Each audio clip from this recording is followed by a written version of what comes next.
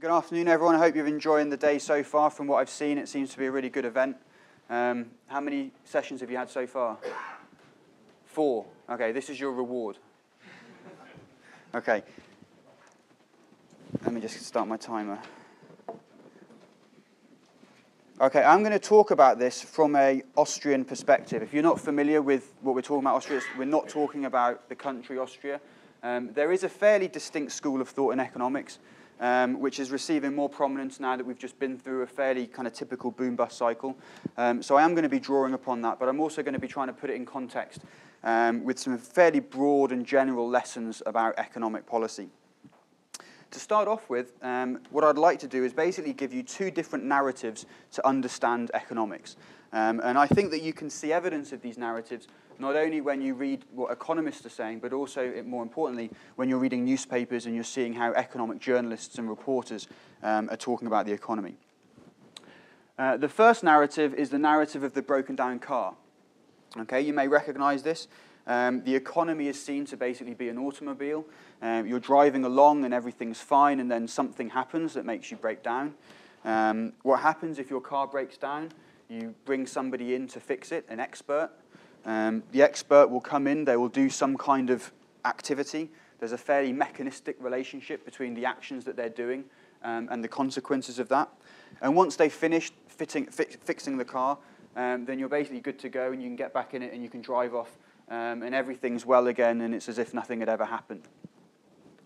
That's one way of viewing the economy. This is what I think is the dominant way, and you'll often pick up on language such as kind of fix the economy, jumpstart, kickstart, thinking about it in these mechanistic terms.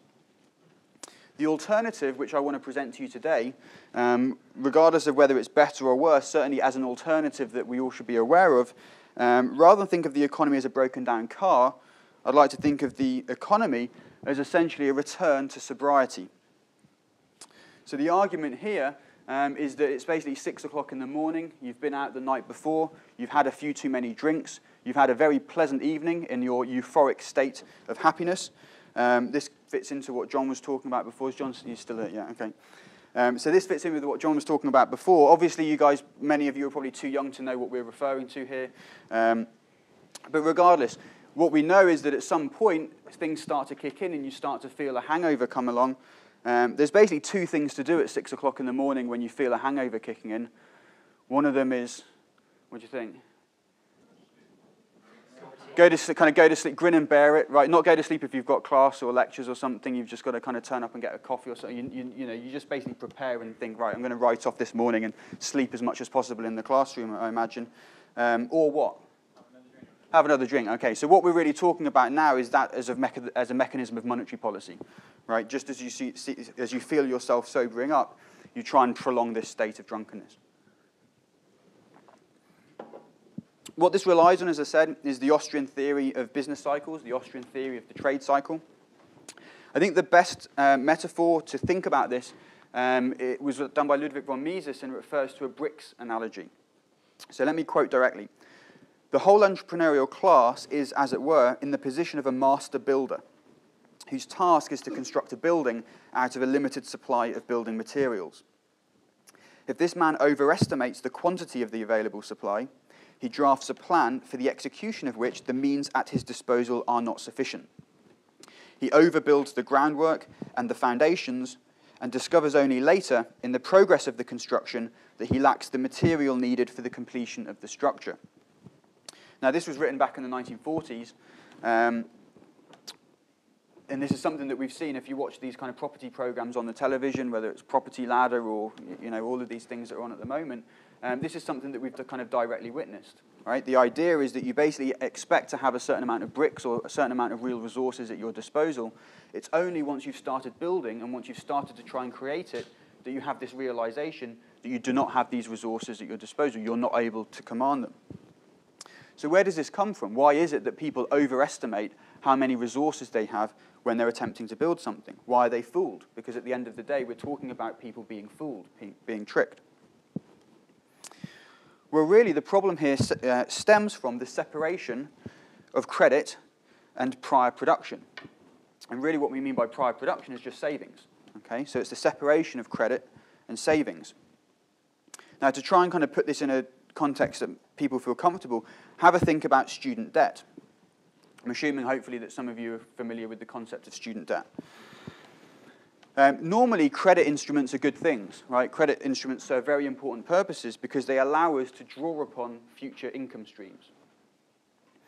If you use credit or you get into debt to fund an education, you're basically anticipating that the future value of your education, of your human capital, will exceed the interest costs of the loans that you've taken out. In many cases, this is a very sensible thing to do.